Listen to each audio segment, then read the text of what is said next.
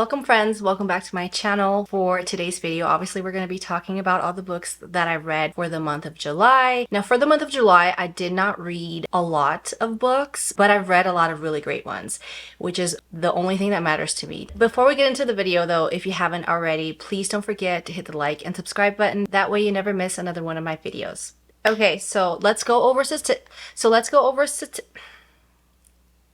why can I never say that word? Like, why? Let's go over statistics, and I don't even think I said it right either, but let's go over statistics and ratings and moods and all that good stuff. So for the month of July, I read a total of 7 books, a total of 3,472 pages. My average time with finishing a book is 4 days, which is not bad. I usually finish a book in 3 days, so it's not bad that my average this month was 4 days, given the fact that I did go on vacation. I had a lot of distractions. School is right around the corner, so we had to do a lot of that in the month. And also, it's summer, so as much as I would like to read more in the summertime, we are more active sometimes in the summertime, and so I don't necessarily always get a lot of reading done. My moods, again, the same as usual. I read a little bit of everything, so we have emotional, adventurous, mysterious, funny, dark, tense, lighthearted, reflective.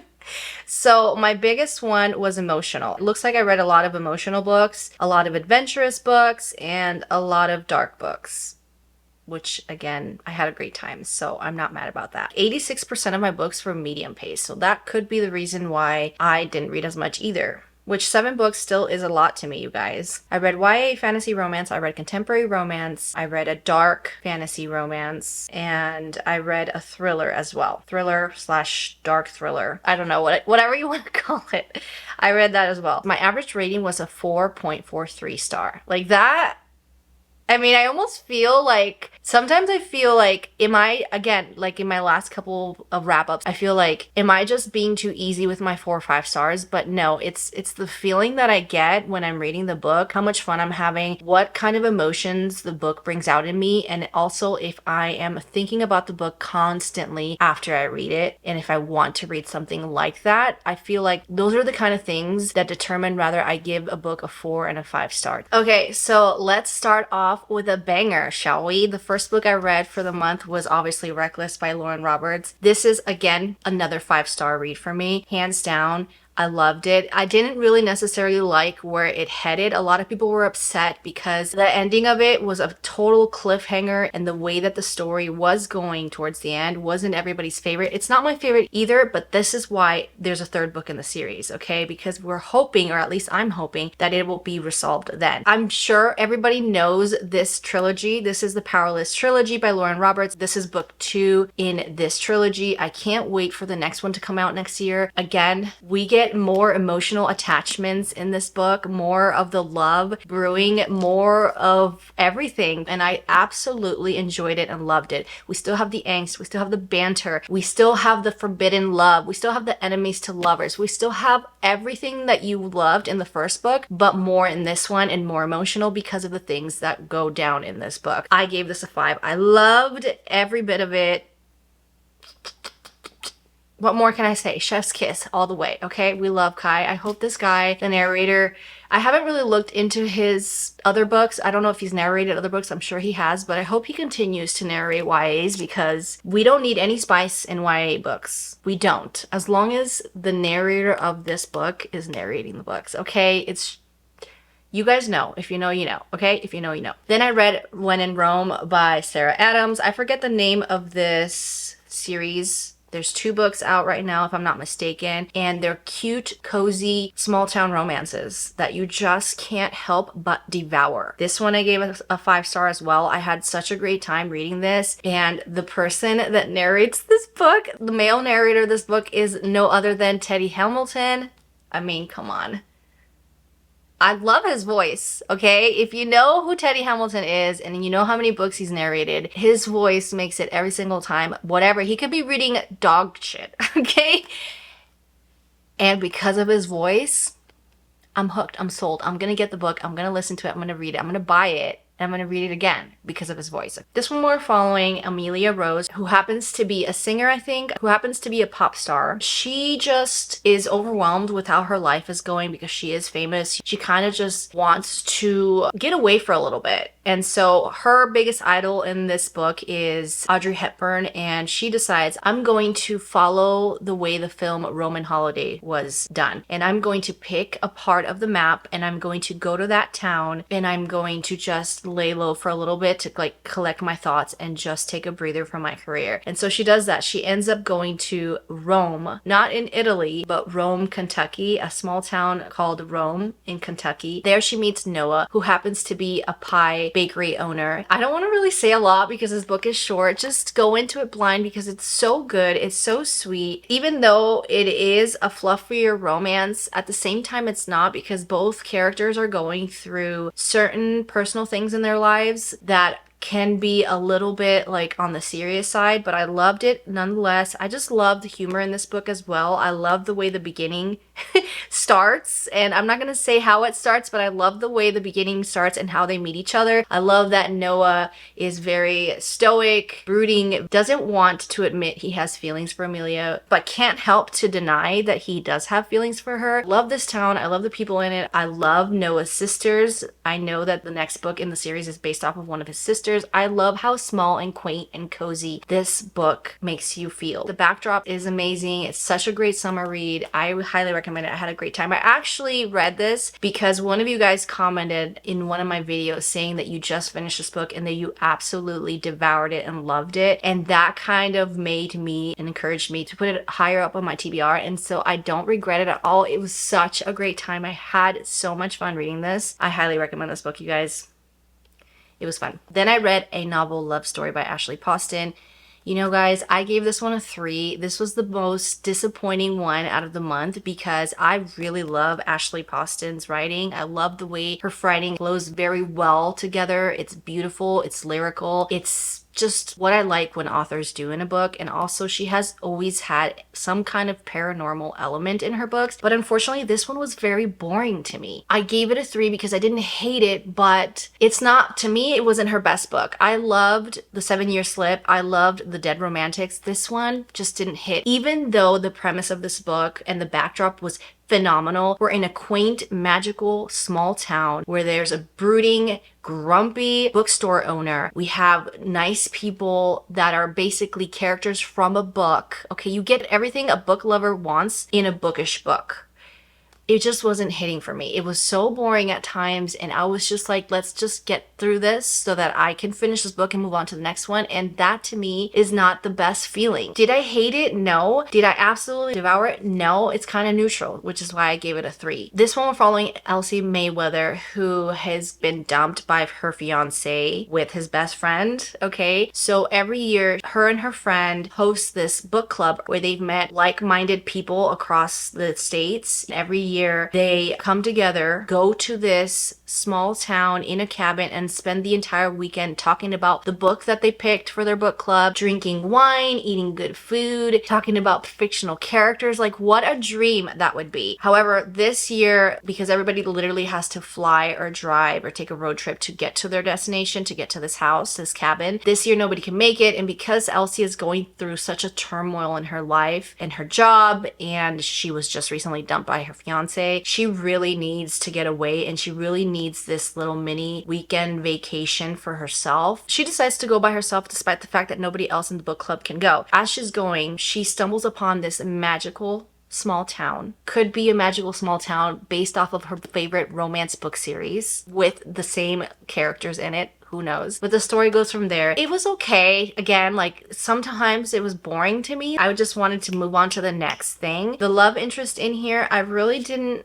Some of the things he went about when it comes to their romance, I didn't really like it. I understand it, I just didn't really like it as much. This book does a very good job at going through something as hard as being dumped by your fiance, something as hard as grief, trying to live without that person in your life that passed away. I like that Ashley Poston sprinkles in a little bit of that in every single one of her books, a serious topic in every single one of her books. But again, you guys, like, I just didn't see myself enjoying it as much as I would have hoped I did. So that's why I gave it a 3. Then I finally read Savage Fae by Carolyn Pickman and Suzanne Valenti. This is book 2 of the Ruthless Boy series. I ended up giving this one, I forgot, a 4.5. It was good.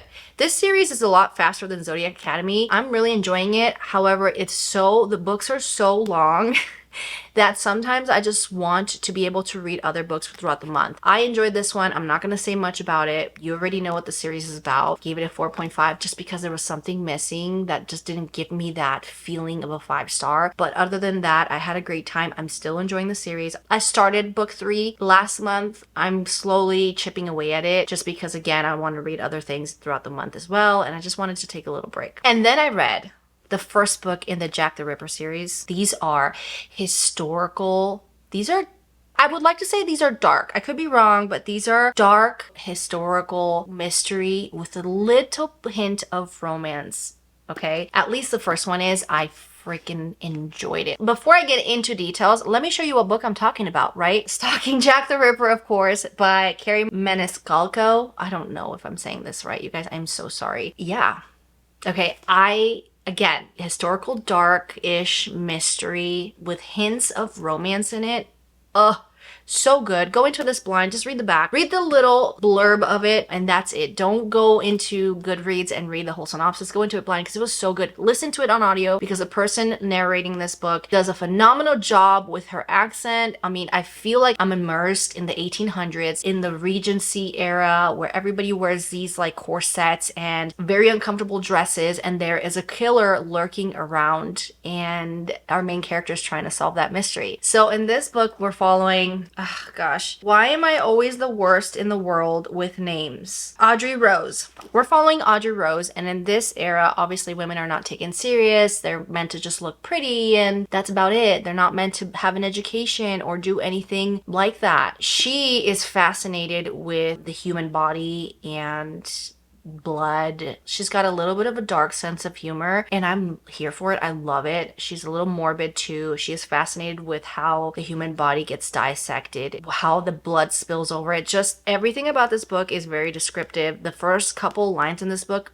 immediately glue you in. I gave this a 4.5, but I think I'm gonna bump it up to a 5 just because every time I think about this book or talk about this book, I can't help but smile because I loved it so much. And in this one, we're following, like I said, Audrey Rose, and her father, all he wants to do is protect her from the world, you know, from everything harmful. She sneaks away at night and she goes to her uncle's laboratory. Her uncle owns a laboratory where he's able to open up human bodies, dead human bodies, and kind of dissect them and figure out the time of death, how they died, how they were murdered. He's kind of helping the police in solving these unsolved mysteries or solving these cases. Audrey is kind of interning with him just to learn more about this because she's very intrigued. There is a man, a serial killer by the name of Jack the Ripper, who is doing horrendous, horrific things to these women prostitutes. He's targeting women prostitutes because back in the day that was frowned upon, that wasn't respected. This man takes it upon himself to torture these women in the worst, most horrific, gory ways. It's like his signature way of killing them and enjoying every bit of it. Very quickly, Audrey, our main character, becomes fascinated with this serial killer where she just wants to help her uncle solve these murders. This book is so atmospheric. What I really love about this book is that not only is it well written, it's very descriptive, it's very gory. When they're dissecting on these human bodies, it's very descriptive, and I love that.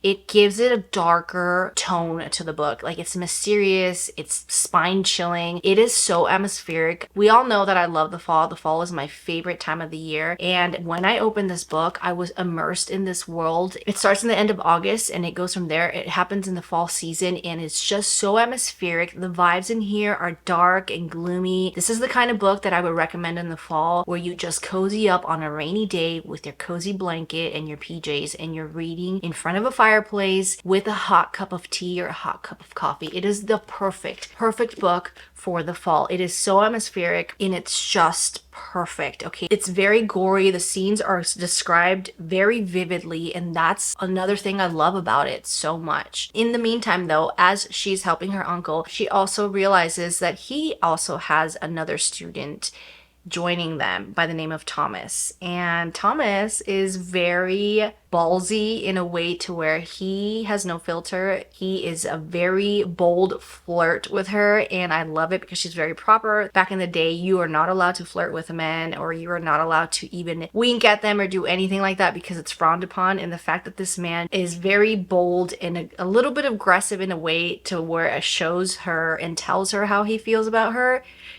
is great. Okay, so we have dark, mysterious mystery thriller. We have a murder to solve in the background, and then we have a hint of romance, and it's perfect. Okay, I highly recommend this series. It is so good. In August, I will be picking up the second book in the series, which is about Dracula, the most infamous, bloodthirsty vampire prince. I mean, come on, it's gonna be that much more atmospheric. I can't wait. I'm so excited. And then I read The Revenant Games by Margie Fuston. I finally read this because after reading Jack the Ripper, I was still wanting like that creepy, eerie, mysterious backdrop.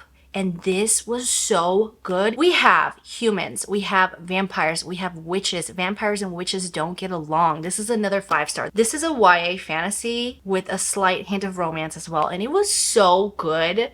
So good, okay? So good. In this story, we're following Bly, and Bly is a human in this world in which she's living amongst vampires and witches. Now, vampires and witches in this world don't get along. They hate each other. It becomes a blood fest. If they ever fight again in this world, the world will end. That's how bad it is. So they've had this treaty or this arrangement where every year they hold these games because humans in this world are kind of like poor, live in poverty. They're at their mercy, basically. This world is run by the vampires and the witches. The magic system in here works with blood. Both vampires and witches need it. Humans sell their blood to vampires just to make ends meet. Witches need any kind of blood to be able to make spells and have magic. Every year, they come to an agreement where they have humans go into these games where if you catch a vampire, then the witches will bring somebody back to life from the dead for you. And if you catch a witch, you will have immortality. And the reason why this is important to Bly is because Bly lost, and this is in the synopsis, so you're not spoiled at all, but Bly lost her sister in the woods when she was foraging with her to witches, and her sister was cursed with instant death right away. Bly needs to be able to catch a vampire in order to bring her sister back to life. At the same time,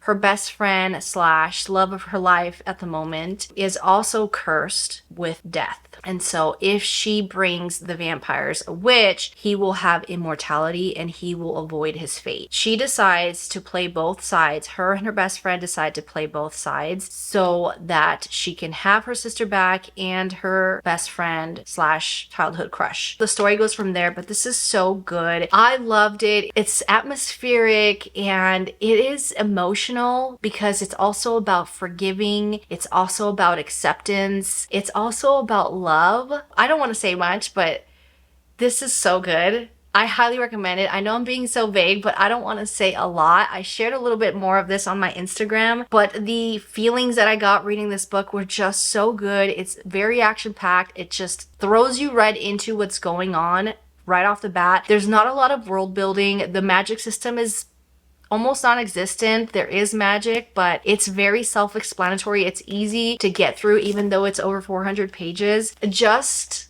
the fact that there's a slow burn romance brewing in the background, on top of the fact that Bly is going through this game and trying to survive to bring back her sister, avoid her best friend's death fate. It's so good. I can't wait for the next book. You guys will not be disappointed. It's got everything you could ask for in a book. Romance, slow burn romance, if that, magic, witches, vampires, and I'm obsessed with, I was obsessed with vampires before, but I'm even more obsessed now because just that one scene, that one particular scene where they have to feed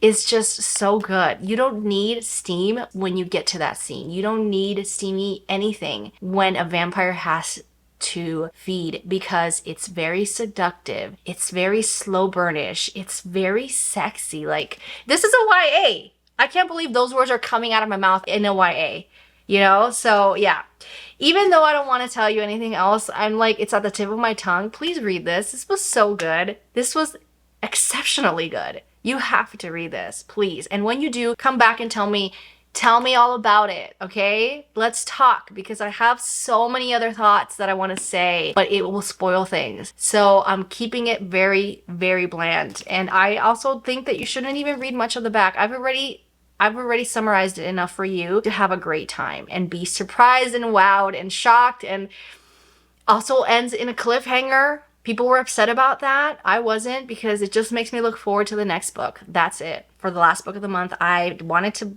dive into a little bit of thriller, so I did read The Silent Woman by Minka Kent. This was really good because the psychological thriller was spousal with a married couple, and that's all I'm gonna say, okay? In this book, we're following, oh my gosh, we're following our main character. In this book, we're following Jade, and Jade is married to Wells, a very wealthy man who I think does architect or something like that. They live in this extravagant, beautiful mansion. They've been married for 3 months now, I think. And before they got married, or as they're married, she knows that Wells's ex-wife Sylvie lives in the cottage that they own next door, literally on the same land next door. And the reason why she lives there is because she had a horrible, tragic accident 3 years ago, and she cannot speak to anybody. She can't talk, she can't communicate. So because Wells doesn't want to leave her hanging dry, he decides to take her in because he does care about her. It was his ex-wife, and he just took it upon himself to have nurses come in, take care of her, make sure she's okay. Jade, one day while Wells is, out at work at a business meeting or a business trip, she takes it upon herself to go over there and introduce herself to Sylvie, because the nurse was leaving and the nurse also needed somebody to watch her for a second, even though Wells forbids Jade to communicate with Sylvie. Weird, right? Is that weird? Anyways, she takes it upon herself to introduce herself and just be there for Sylvie because she understands how horrific her accident was, and she just wants to be there for her emotionally and maybe have a friendship blossom between them. So when she's there, and just granted, remember that Sylvie cannot communicate or anything. So this is in the synopsis and the description of the book, so I'm not giving anything away. Tell me why Sylvie happens to get a hold of a piece of paper. She hands it to Jade, and the only one word that piece of paper says is run. How do you not want to pick that book up?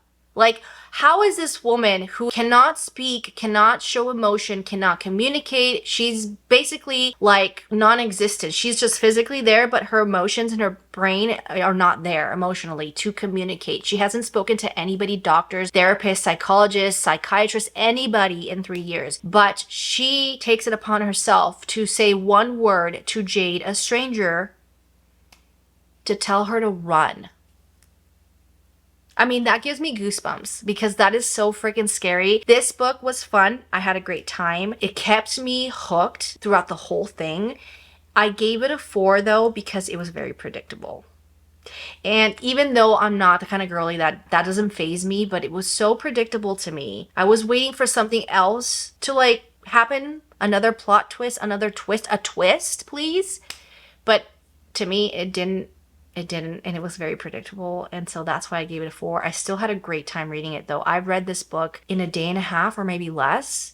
I had fun. I was glued, even despite the fact that I guessed what I guessed, but I just am disappointed in how it unraveled itself, if that makes sense. Like, it was underwhelming to me at the end, and I wanted more of it because it was such a good premise. It was such a good idea for a psychological thriller, because we all know I love a good psychological thriller, but it just disappointed me, which is why I only gave it a 4. It's still a great rating. I still recommend it, but just don't go into it trying to think that it's going to be this extravagant reveal when it's not. And if that deters you from reading it, that's a shame. You guys should read it anyways, because it was fun. It was interesting. It's fun. It's wild. It's a fun time. Okay, so there you have it. Those are all the books I read for the month of July. I had a great month, and even though I only read 7 books, most of them were like 4 or 5-star reads, you guys.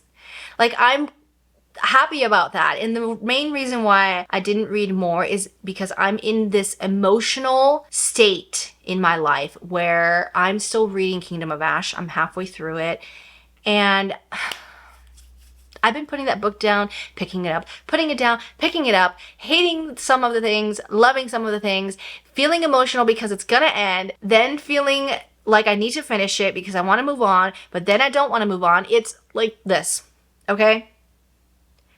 So that's where we're at. Yes, I did start Kingdom of Ash. Yes, I am currently reading it. Yes, I'm currently reading it between other books because my freaking emotional heart can't take it. But I'm having a good time. If you must know, I'm having a good time. So maybe it'll be on my wrap up for next month, or maybe it'll be on my wrap up for September. Who knows? Who knows? We'll see. But that's it. That's it for today's video. If you enjoyed this video, please don't forget to hit the like and subscribe button, and I will catch you on my next one. Bye!